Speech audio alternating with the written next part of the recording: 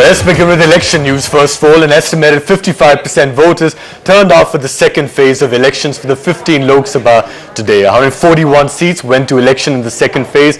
Polling for the lone seat in Manipur was held on Wednesday.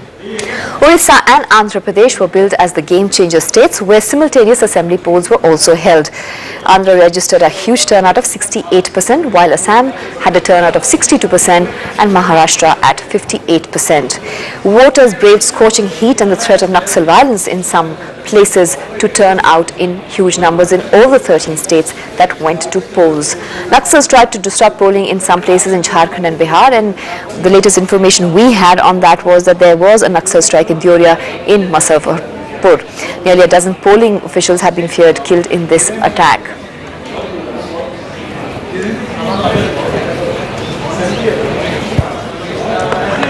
What? Well, in the first hour of India Chooses, we've talked about Bihar. We've also been talking a little bit about Jharkhand and some of the other issues. But now we're going to get into some of the states which are going to be game changers. One of those states happens to be Orissa, and it's a very crucial state, not only because it's going to decide the fate of Chief Minister Naveen Patnaik and his party, the BJD, but it's also going to be a key test for BJP and seeing whether BJP will be able to make a resurgence there on its own. Naveen Patnaik says he will maintain an equidistance from the Congress and BJP. He has been making this statement over and over, and today he stuck to it. The coastal districts of Kendrapara, Jagat Singhpur and Balasore, which went to the polls in the second phase, are the Biju Janata Dal's bastions. Chief Minister Naveen Patnaik is hoping that they remain so and his party rides to victory once again. As polling ended for both Lok Sabha and Assembly seats on Thursday, Patnaik said he had no regrets about cutting off ties with the BJP. In fact, he says the BJD's image has improved even more. But with Kandhamal, which happened a few months ago, that was very serious and very tragic. So it was inevitable that the alliance with the Bharatiya Janata Party would break. The BJP says that Patnaik has made a mistake by splitting before the elections. Now the voting is complete. And the picture emerged is that there will be a hung assembly. BJP will hold its fort and BJD will badly regret breaking away from BJP. Patnaik has to wait till next month to find out whether his gamble of breaking away from the BJP has helped him. Even as Patnaik attempts to make the BJD the sole alternative to the Congress in the state, he's also looking for a bigger role in national politics. All I can say for my party, which is a regional party of Odisha, is that we will not support at the center a Congress-led government or a Bharatiya Janata Party-led government. We will support a government that supports the just claims of the people of Odisha. But he told NewsX that he was not at all interested in becoming Prime Minister. I harbor no such wild illusions or dreams or ambitions. My duty is to serve the people of Odisha with their blessings. It was a triangular contest between the BJD, BJP and Congress in almost all the 21 Lok Sabha constituencies and 147 assembly constituencies in the state. With the BJP having established itself in the state to some extent, many believe the BJP-BJD split could even benefit the Congress. With P. Hemant Kumar in Bhubaneswar, Ishan Rasul, NewsX. Well, Chandan Mitra is in charge of Orissa as far as the BJP is concerned. He joins us here in the studio. Chandan, welcome back to News. Let me just ask you, Naveen Patnaik said today that he won't be supporting the Congress or the BJP-led government at the centre, and he's not going to be flexible about this. You also have a situation where Ram Vilas Paswan of the LGP has said today, no way NDA, I made a mistake one time, I'm not going to repeat it again. What do you have to say about these reactions coming in? No, I think we are quite happy that Mr. Naveen Patnaik has made this categorical declaration. We do not want him as an ally. I think the way he has... No, I don't think we need him at all. NDA is doing pretty well, and I have always, all along believed that Mr. Patnaik will seriously regret the miscalculation that he has made in breaking the alliance and possibly helping the Congress, as your correspondent rightly said, in this process. Yeah, but I'm not quite sure about what you said. You said, we don't want him, and when I asked you whether you need him, you said no, but I mean the NDA and the UPA need every seat, every ally you can get, isn't it? Well, may be true for the UPA, but I think the NDA has, in the first two phases, I think on the whole the BJP and its allied parties have done very well. I see no particular reason to be dependent on allies who are so fickle-minded. And therefore, I think if we need All right, allies, Chandan, you can do business with them. let's get Dr. Abhishek Manuswamy first to respond to what Chandan said, saying that they don't really need these allies. Dr. Singhvi, today you had Lalu Prasad Yadav where he actually made some kind of an overture towards the left, saying that we are open to it. Chandan here is saying they don't need any allies, fickle-minded allies like, of course, the BJD in their case. What would you have to say about the fickle-minded ally like left?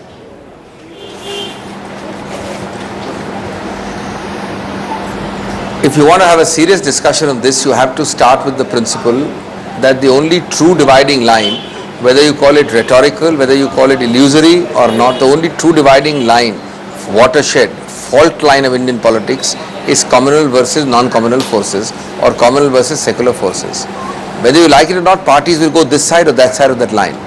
Now, the real problem with the BJP is that post-election, depending on the figures, the chances of a vast majority of parties out there, whether you call them third front, fourth front, fifth front, the chances of them joining what is perceived in common perception to be a communal formation, and I'm not now making allegations, they may think themselves to be most secular, but the perception is communal, the parties joining them will be next to nil in that group.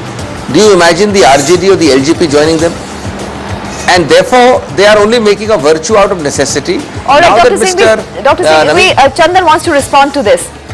No, my only point is that we know that communalism and secularism are very convenient labels. Person can be communal one day and turn secular the next day, as in the case of Mr. Naveen Patnaik. Till the 7th of March, he was communal. He woke up on the 8th morning and he has become secular. And this has happened with Mr. Ramvilas Paswan as well. Mr. Ramvilas Paswan was very much a part of the NDA government. He enjoyed the fruits of government and then suddenly discovered that he was actually a very secular man. He's gone that side. So what is the, to say that this is the fault line in Indian politics, I'm sure Mr. Singhvi knows very well it is not. It is, as far as the smaller parties are concerned, the allies are concerned, I think the left has certain principles, but apart from that, I cannot think of any party which is going to stick to this particular fault line. Dr. Singhvi is not agreeable with this, is he? You didn't allow me to even complete my comment. I was making a totally different comment. I am not suggesting that there is no political promiscuity. Of course there is.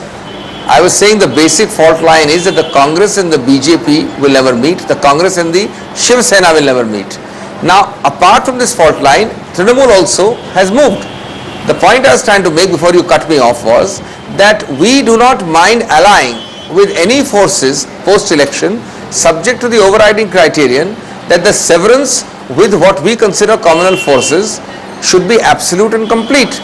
Neither directly or indirectly should they have any link with. That's what happened with the Trinamool. For the last 1.5 years, we've been trying to join, but we did not agree because we were not sure whether Trinamool had left the NDA or not. Now that has happened, we've joined. Right. So the point I'm making is, Mr. Mitra's party has no option but to say, we don't need Mr. Patnaik. Of course they need him. They need him desperately, but they can't help it. A large majority of these parties can't be seen as easily joining or rejoining.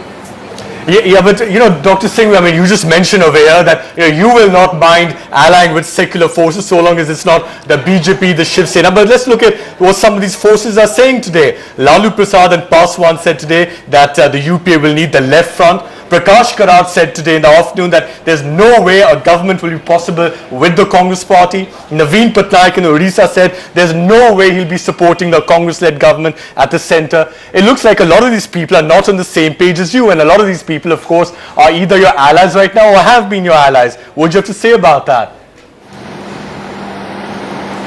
You are right. What you are only making is the point that there is a division within the broad section of secular forces. That does not mean that any of them are A, going to be supporting or joining the BJP, B, a large number of them, depending entirely on the arithmetic and the chemistry post May 16th, I am saying are likely, the odds are, the philosophy is, the past association is, are more likely to join the Congress-led formation than any other formation. That's the point I am making. As far as the left is concerned, let's be clear, BJP of course out of the question, but even otherwise, this is all speculative because the left cannot hope that a single largest party, if the Congress is that, on an all India basis, is going to be supporting the left from outside. All right, let's get a reaction from Chandan here. Chandan, Dr. Singhvi mentioned political promiscuity, and he mentioned the fact that yes, managing allies is very difficult, whether it's for the BJP or it's for the Congress. Even the left that he's talking about, a very big issue on which they don't see eye to eye is the nuclear deal. Even where you're concerned, even your allies are facing problems. How does a post-post scenario then work out? Is it just a case of numbers? No, my objection to what Mr. Singhvi is saying is to drape the whole thing in the mantle of ideology. See, yes, there's political promiscuity and parties have switched from one camp to the other. Don't put secular and communal labels on them. DMK has been part of the NDA, DMK is now part of UPA. Now, Mr. Ajit Singh has been part of the Congress arrangement, he is now part of the BJP But arrangement. Chandan, are you acknowledging that there is no ideology with I any believe party? secular communal is a phony divide in Indian politics. It is not a divide at all. Because there is no communal front that is in position in India. Chandu, we've been talking about the Congress. Let's talk about the BJP over here, because how does the BJP expect to get necessary allies after the election? You know that L.K. Advani said a few days ago that back channels are on with Jayalalitha. Then Jayalalitha the next day said no, there are no such back channels. I mean, we're confused. What's the truth? Well, you see, the truth will be revealed after the 16th of May. And let me say that it's an honest statement that if the BJP emerges as the single largest party and the NDA as the largest alliance, which I am very certain it will, in that event, I don't see any difficulty in getting more allies, because that is what... Yeah, but let me just question, are there back channels with Jayalalitha or not? I wouldn't know. I do not think that I am privy to any information of that nature, but certainly all politicians talk to one another, whether they are on the side of the divide or that And side. when you say that after the 16th of next month, if you get necessary numbers, how many numbers do you think you need to be ahead of in order to have a realistic chance of actually attracting a lot of these allies? Look, this is an astrological question you are asking me. No, ahead of compared to the Congress party. I can tell you way ahead of the Congress party, the way the Congress party has fared disastrously in Andhra Pradesh and some of its strongholds. I have no doubt that the BJP is substantially ahead of the Congress party. All right, after these two Chandan, let rounds. Dr. Singhvi respond to that. Dr. Singhvi, today 265 seats, the fate has been sealed, and that's very near the halfway mark. What is it looking like to you at the moment? Will you give us some indications? I don't know on what basis the Andhra comment is made. I think you need to pick up some documents and facts to realize that the single most remarkable program on hard, cold facts and figures of social good, inclusive growth have been done in Andhra. The figures are astronomical and astounding. I have myself campaigned in Hyderabad, Right. in Vizag and other places. But Dr. I have Singhvi- absolutely no cause for pessimism. Okay, Dr. Singhvi, we do know that since we're talking about Andhra, that Congress is fairly strong in, let's say, a Rayalaseema and a Nellore and a Guntur. But where East and West Godavari and Krishna is concerned, is Chiranjeevi's party not going to be able to make a dent into your votes? Well, you win, lose, you lose some, you win some. That's all right. We may lose some pockets. Who has said that Chiranjeevi's party will make a dent only into us? In some areas it may make, this is exactly the theory which is propounded about the BSP in Delhi. There are large pockets where it will eat into the TDP vote as well. And as far as the BJP is concerned, it is not even a force worth talking about. It doesn't exist in Andhra. It's got its erstwhile ally, the convener of the NDA, imagine, roaming at large with the third front for the last 3 years, Mr. Chandrababu Naidu. But he was And the rolled utter out hypocrisy of the Telangana issue. the United Front before he came to Telangana NDA. issue has the TDP. The TDP is part of the Telangana front. 28 years of its existence or 25 years, it has consistently opposed Telangana tooth and nail. Mr. N.T. Rama Rao founded it on the basis of anti-Telangana. Dr. 2 weeks before the election. Dr. Singhvi, if you're giving the example of Andhra Pradesh and fickle allies, there are enough examples all around in various states where you've seen parties change positions, change stances, change their allies, almost overnight. So it's not just that you're talking about Andhra Pradesh. This is not something that is limited to that state. 1 minute, you started the discussion. His comment was on Andhra. I'm only answering Andhra. I can't do everything at one go. Let's be a little detailed. He raised Andhra, I'm answering Andhra. On the Telangana issue, nobody believes the TDP, which switched after 25 years to a pro-Telangana stance 3 months ago. Nobody believes the CPI, which astonishingly is in part of the coalition of TRS, And while in the coalition, their manifesto says they are against the bifurcation of states, including Telangana. What more hypocrisy can there be? Now let's leave Andhra Pradesh. Let's look elsewhere. I want to come back to the basic point. I don't agree with Dr. Mitra at all for one simple reason. Yes, secularism may have been a distorted word. Yes, nationalism has been distorted by parties. Yes, communal secular words have been used as rhetoric and slogans.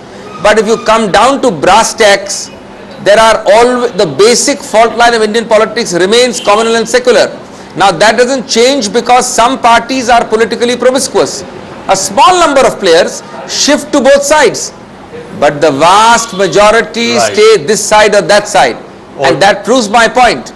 Apart from the example of the DMK and one or two other parties, can you imagine, that's why you have the third front calls. Can you imagine the LJP or the RJD or other parties moving and crossing that line? There are very few which have done so. So ultimately post-election, it will have to be a aggregation or a recombination of those forces. Alright, Dr. Singhvi, we'll just come back to you, but let's also bring in well-known journalist Saeed Naqvi, who now joins us in the studio. Mr. Naqvi, let me ask you, we talked about the Congress, the BJP, let's also bring in the third forces over here. You know that CPM General Secretary Prakash Karat has said today that they could join a third front government. What do you believe? Do you think that would be a historic opportunity or a historic blunder for them? Well, in 1996, they were offered the crown. Let us give it to the left. They were offered the Prime Ministership of India. Jyoti Basu was nearly crowned Prime Minister. It was the central and the Congress party had agreed to support the apparatus from the outside. It is the Central Committee of the Communist Party of India which rejected the proposal.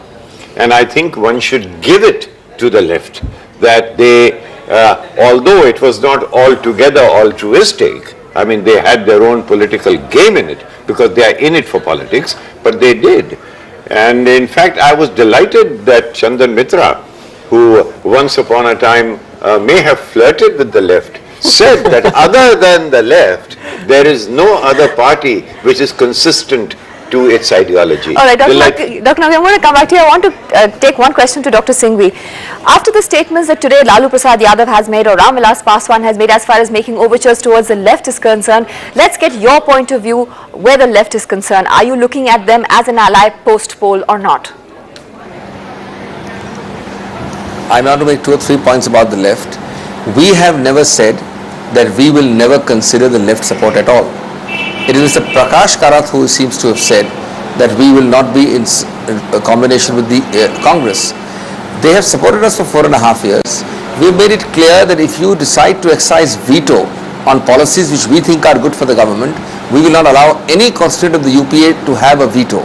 But if you are there for constructive criticism, if you support us on issues, we have no problem. We are not considering you are untouchable or a pariah outside the system. Never have. However, on the issue of changing ideology, I think largely the left has been consistent, but there have been aberrations. The left has been part of a formation which is indirectly supported both by the BJP and the left. But Dr. Singhvi, when you are saying that you've never said that you will not take left support, but the fact is that they have very categorically come out with the point that they are, if they come in and they are going to this time be part of the government, they are going to be very against the nuclear deal. How do you work around that? We have not said that if the left offers us support, we will not take it. It is for them to decide. I don't think we'll need their support at all. But on a hypothetical basis, if they offer support, we have no problem. The problem we have is with the theory of the tail wagging the dog. The theory that the Congress should support the left from outside or otherwise. I think anybody who knows democracy and politics in India, if the Congress is the single largest party, which I have no doubt it will be, it has to be the pole around which the magnetic pull operates. And for the left to believe that we will support them and they will not, they will be the leaders in the government is, I think, an extremely illusory and a kind of a ostrich in the sand attitude. But let me just complete one sentence and I am done. There have been occasions, and you can see it now, the left trying strongly with Ms. Jayalalitha and Ms. Mayawati. Both of them are strongly for pro-market forces. Right. All right. Where is the left's ideology? What about the left's dilution of ideology on that front? All right, let's just focus a little bit. Let's talk about Odisha now, because we were talking about Odisha a little bit earlier on, and now we have the BJD's young leader Jay Panda, who joins us from Bhubaneswar. Jay, let me just ask you, because the BJD's been ruling over Odisha for the last 11 years, but the opposition over there is still saying that development and poverty still remains the way it was. There are lots of. Let me just ask you a simple question: what is the BJP telling the electorate, the BJD? What have you done as far as poverty alleviation and development is concerned? What are you telling your electorate in this election? Well, if you look at history, Odisha had a glorious past between 1,000 and 2,000 years ago. But for 500 years, we have been backward.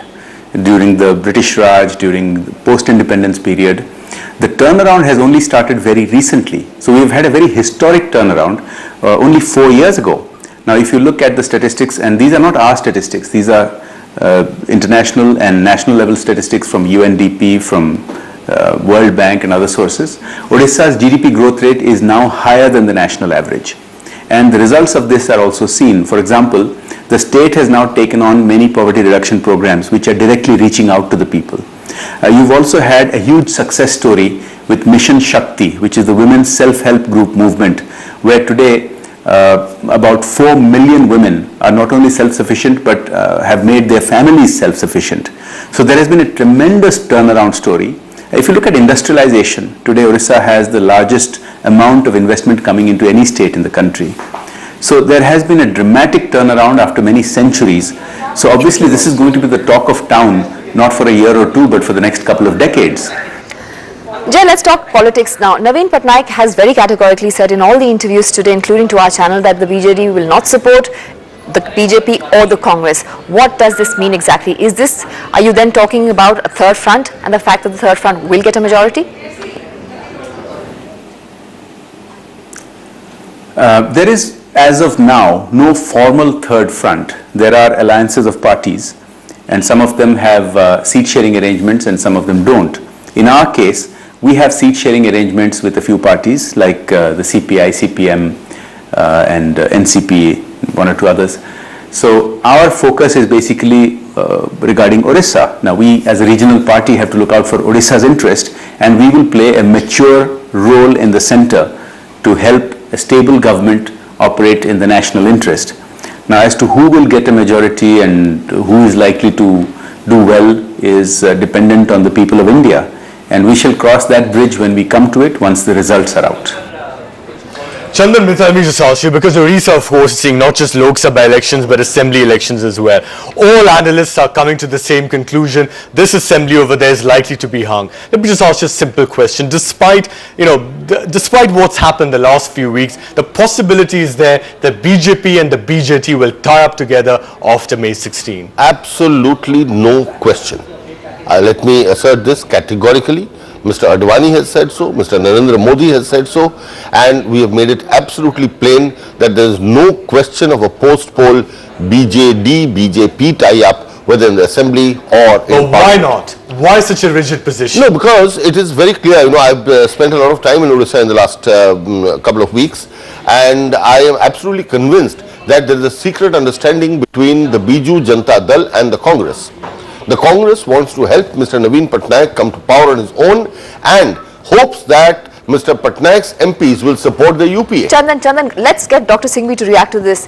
Dr. Mitra here is making this point that there's a tacit understanding between the Congress and the BJD. Now, while Naveen Patnaik has already very categorically said that he won't go with the Congress or the BJP post the 16th, are we going to see some surprise if he does manage to get a lot of seats? Would you be looking at an alliance with him?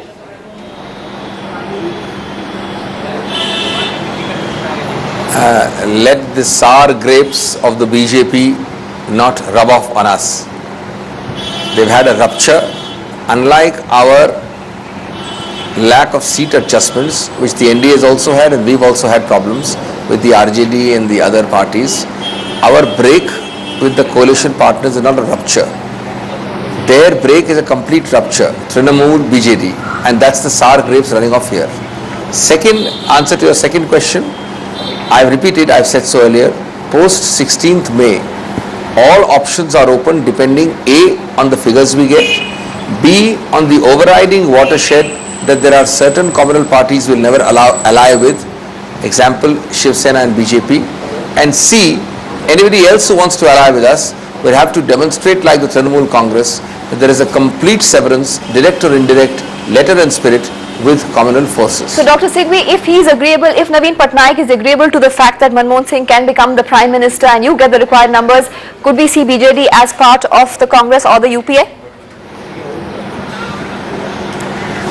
Well, as I said, it's purely hypothetical. I don't think we'll need their support at all. But to answer your hypothetical question hypothetically, I will not rule it out.